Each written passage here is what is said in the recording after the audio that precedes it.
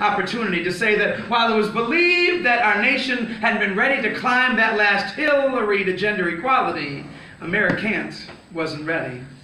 But they were ready from Seattle to Sydney, Washington to Wellington, Nairobi to Nantucket to say, not Trump Tower, but instead girl power. And while of course Donald would duck the chance to extend an olive branch, I kind of like that one.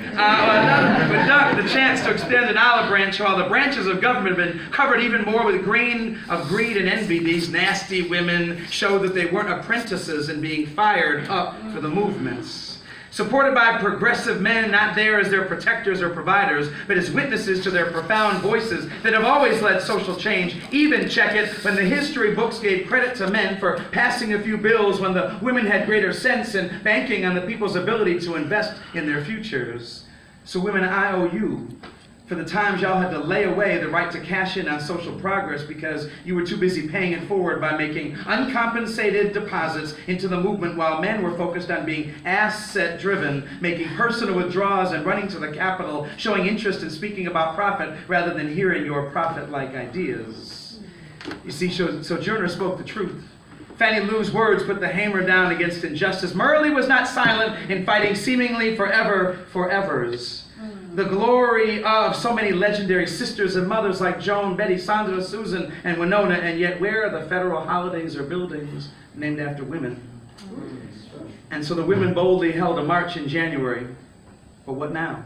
Will we march in February, or will the movement be short like the days of that month? Will we sustain momentum to march in April? Will there just be a drizzle or hopefully showers of activism so that the march continues to bloom in May, flowers that ensure that the march doesn't get a June cleaver to its soul but remains august in September, emboldened by earth, wind, and fire to march into a better October surprise of systemic change, no shave off of our passion in November, giving thanks that we will march in the truly holy days of December to climax in a New Year's revolution for equity and justice.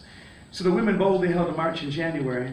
And while I lament that the same activism didn't happen in November, we all must now march on. And as the marching band was missing a few members, we must tune up our commitment to inclusion and grow the band with reach all over the land. Some of us need to take a march off of our privilege and be prepared not just as allies, but as co-conspirators and accomplices for change. See, whether in daylight or moonlight, we must work diligently to remove fences and see the hidden figures that must be seen and heard.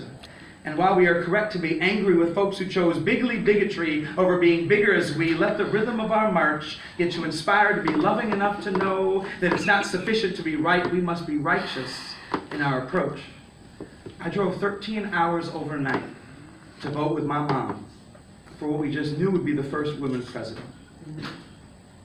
So let's let our drive to march for change not die overnight. Harriet Tubman paid the price not just for a $20 bill, but for us to live out the real Bill of Rights. What started underground is in full view. Let it not be railroaded by apathy, but instead be fueled by freedom riders. So we march and we ride, and when they go low, we fly high, because we refuse to be shipwrecked, but instead we'll be all aboard the train headed for Liberation Station, get on the bus for change. So the women boldly held a march in January 2017, the Chinese Year of the Rooster, the symbol of physical and mental fortitude. Stay strong, y'all, for the long march ahead. The chickens may have come home to roost, but we can hatch new plans.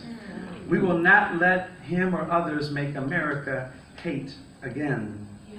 But we will be great in our purpose and grateful to those around us we love. Are you ready?